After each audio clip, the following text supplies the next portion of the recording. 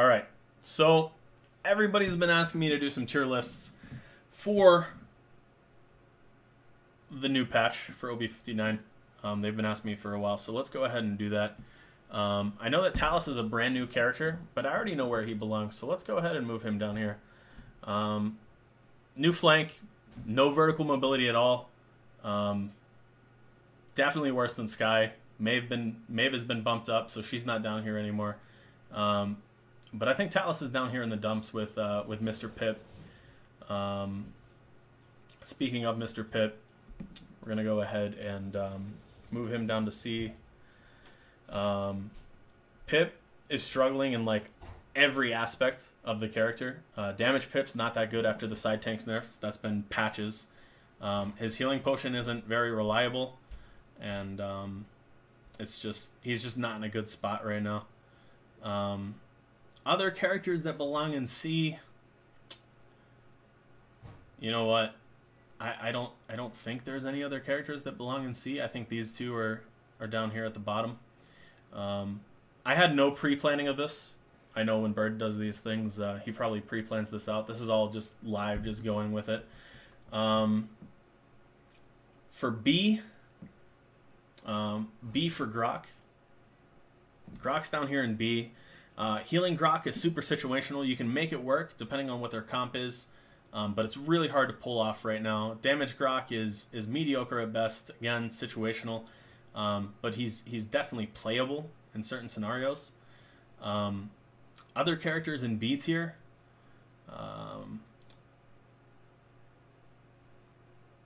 I'd probably go ahead and throw in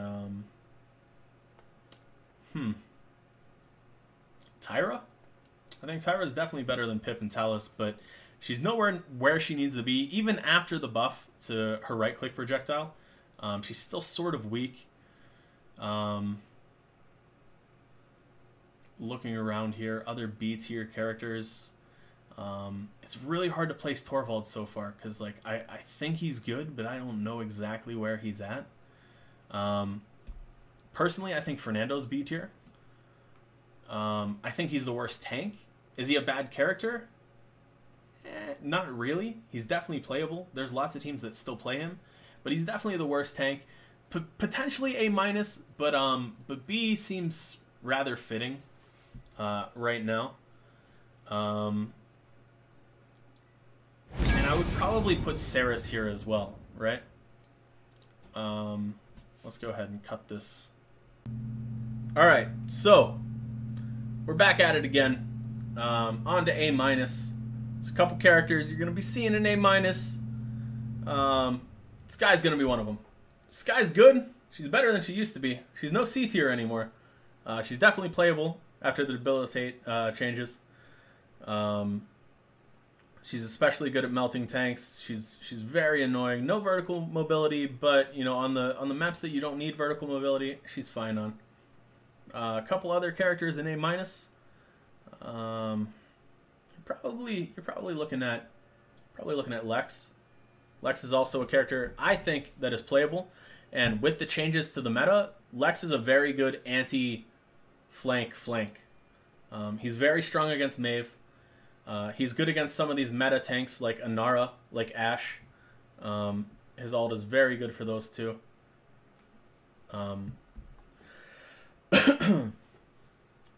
Other characters in A-, probably gonna throw Kanessa there. Kanessa again, just situationally good. If the comp calls for it, if the map calls for it, you can play the Kanessa. And I think this is gonna trigger a few people. I'm gonna go ahead and put Zin A-. I really don't think he's that good. But there's a lot of good players out there that make him work. A lot of good players. Simsaloo comes to mind. Bitey comes to mind. There's a couple people that can really make Zin work. Especially with Kronos, you can just be so annoying. Your damage isn't very high. You're not really finishing kills, but you're almost like a third tank or a second tank if it's a solo tank lineup, and you're just annoying, and you're there, and people have to deal with you. You know what I mean? So that's where I'm going to put him.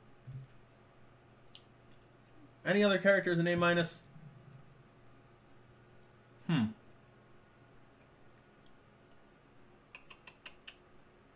the question. I would maybe...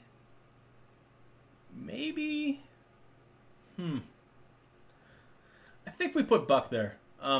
He's close. He's close to A, especially with the attack speed changes. I don't know if this is a buff to him or if it's a bug, but this patch Buck is shooting faster, and it definitely enables him to do a lot more.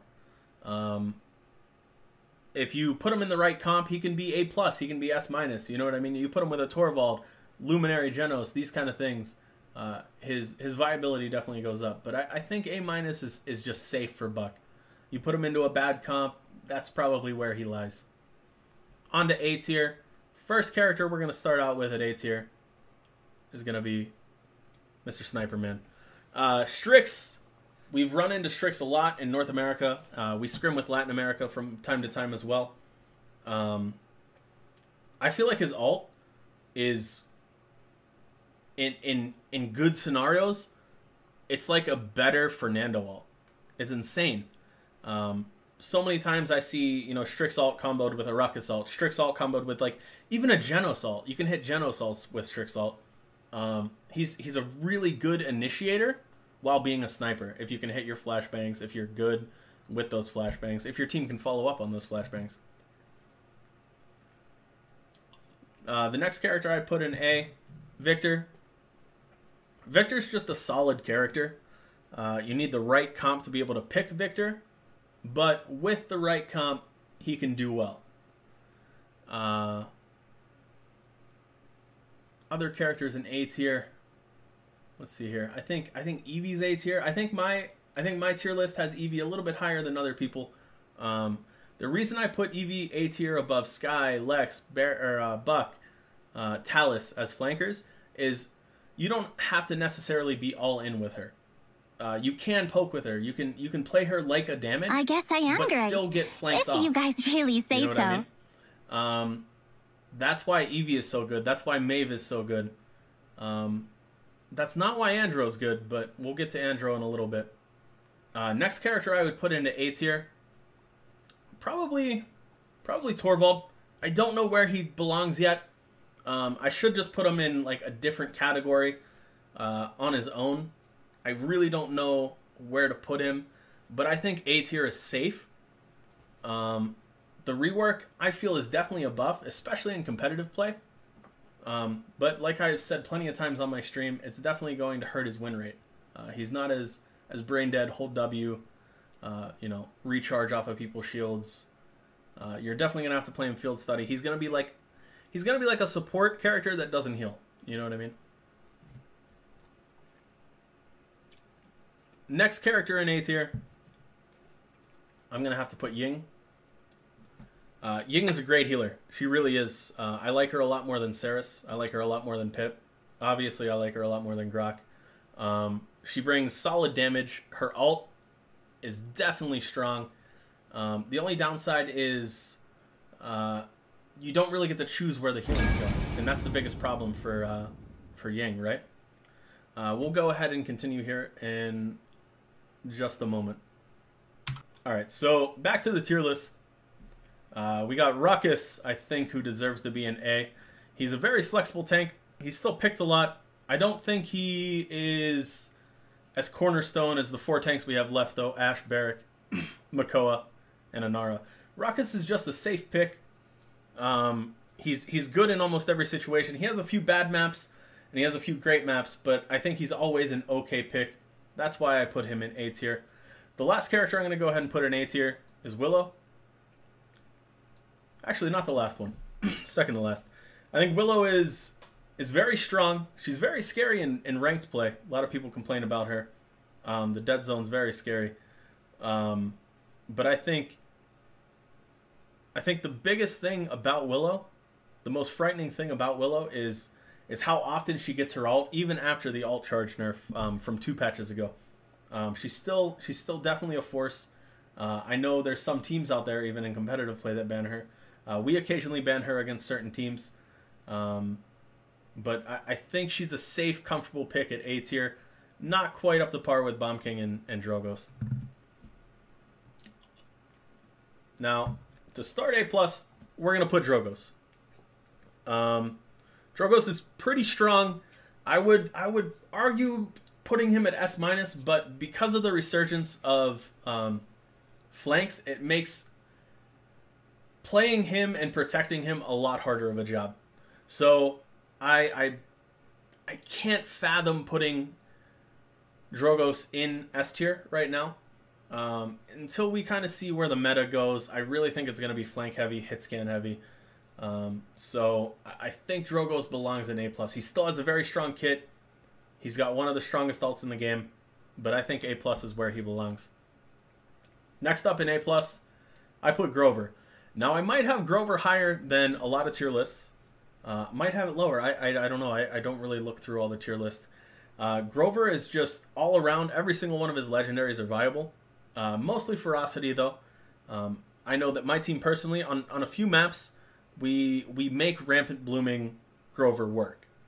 I think Grover in a map where a majority of you guys are playing fairly close together can work out as a healer that supplements the damage that Ying can do or that like Luminary Jenos can do. So that's why I have him at A+. I think he's a flexible damage, and I also think you can play him as support on a few scenarios. Next up in A+ is Inara. Inara, again, very strong character, but I don't think she's as important as Ashe and Makua and as flexible as Barrack is. On certain maps, a couple come to mind, Jaguar Falls, Bright Marsh, even Frozen Guard she's very strong on.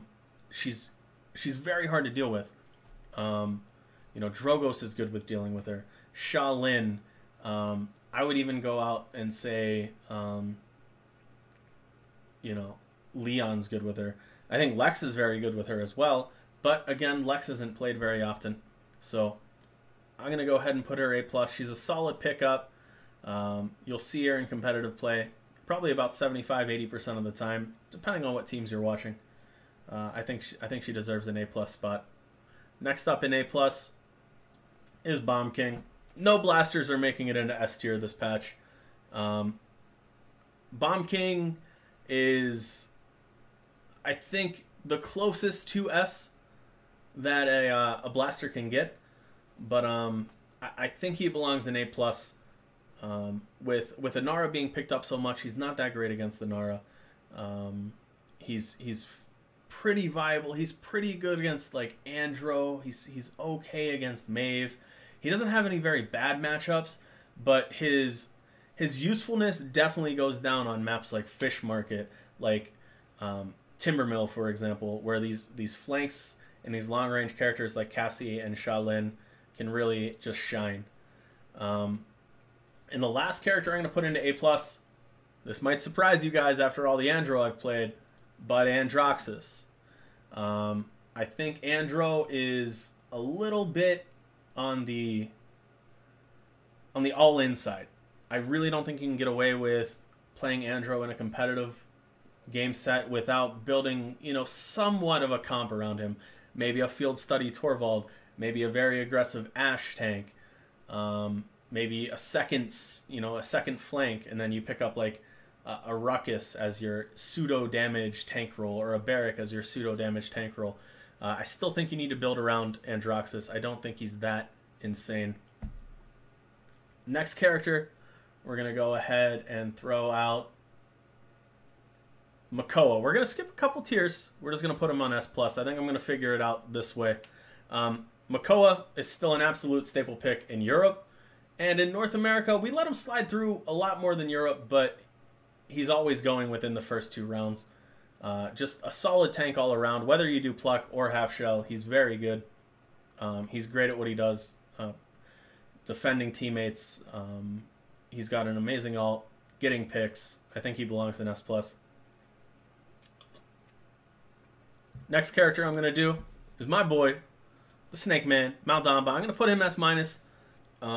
There's still a lot of maps that he can't really keep up with Jenos on just because of walls and everything. I think S- is fitting. I still think he's a top 2 support, but there's a couple maps where he just can't keep up with Jenos, And then there's those big maps where you can't really use Maldama's damage that effectively, like Fish Market, like Frozen Guard, where Jenos can still get off the little bit of chip damage that he does. We'll move over Jenos. We'll move him to S. After the 2 subsequent healing nerfs to Jenos, I fully believe that he was as close to SS as a character can get, but he was definitely S+ before all of his nerfs. The nerf to Celestial Touch, pretty big one, 15% down to 10%, and the 2500 healing over 10 seconds down to 2200 healing every 10 seconds was definitely a pretty big nerf, but it wasn't that bad. He still heals through walls. You can flank on him. You know what I mean? If they don't have a lot of scary instant CCs, you can flank on the character. Flanking on a support is insane. And actually support. I'm not talking about flank Pip. I'm talking about flank Jenos here. I think he's a great character. Next character in S-, Sha Lin.